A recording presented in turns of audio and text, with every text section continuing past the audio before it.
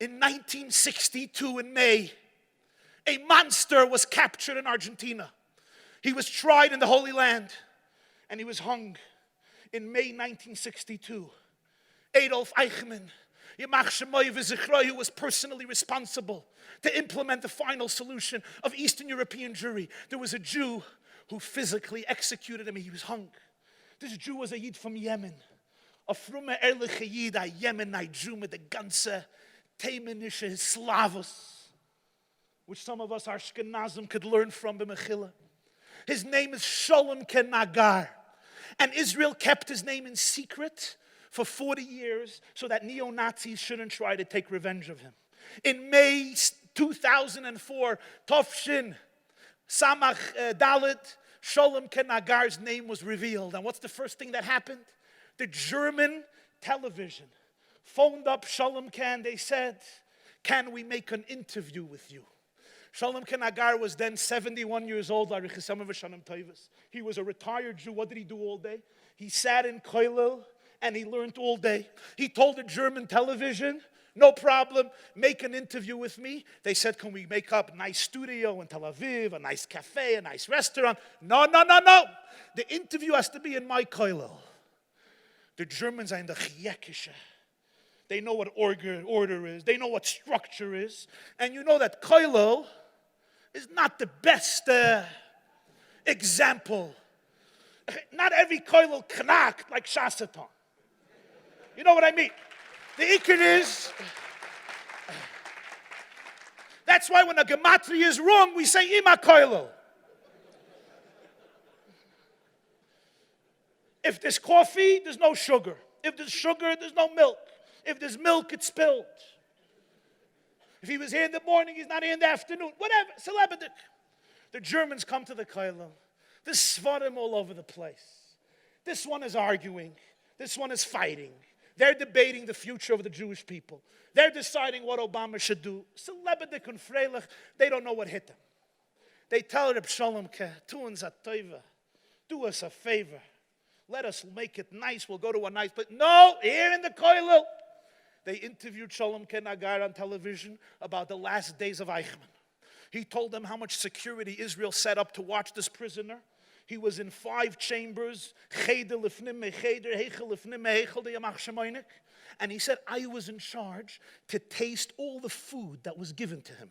In case it's poison, if I wasn't dead within 3 minutes after I ate it, they gave it to Eichmann." So he asked the general in charge, he says, "My blood is chopped liver. Why am I eating the food?" He says, "Listen, for you I have a replacement. For Eichmann I don't have a replacement." He wanted to bring out the tight security. And then Vahi Hayom in May, Eichmann was hung. They cremated him, they took his ashes, they put it in the Mediterranean outside of the border of Israel. They didn't want the ashes of this monster in the territory of Eretz Yisrael. At the end of the interview, they turned to the Sholem and they say, "Can you answer one last question? Why did we have to do the interview in this Koilel with all 70-year-old Yemenite Jews singing and screaming, hollering und verdweken sich, tachanunim bakoshes, brachas, like the Yemenite know with their whole heart and passion already thousands of years. Why here?" And Sholem Ken Nagar looked the camera right in its eyes. And he said, "Because I knew that an interview with the person who will execute Eichmann will be viewed by millions of Germans. I wanted to send a message to Germany. I wanted to tell the millions of people living in Germany, I don't want you only to think that our people survived. I don't only want you to know that our people thrived. I wanted to show you that those books, those texts, those traditions, those values, that faith, that language, that Hitler and Goebbels and Eichmann and Himmler, Yamach Shemam and the hundreds of millions they wanted to decimate.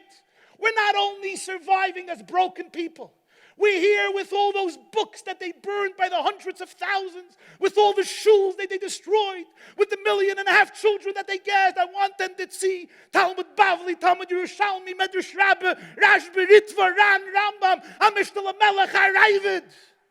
I wanted the German people to see it, and when I heard that, I understood Avodah Zarah Daf Yud Ches. They turned to Reb Chanina ben Chadian and they said, Mo Ataroya, Rebbe, what do you see?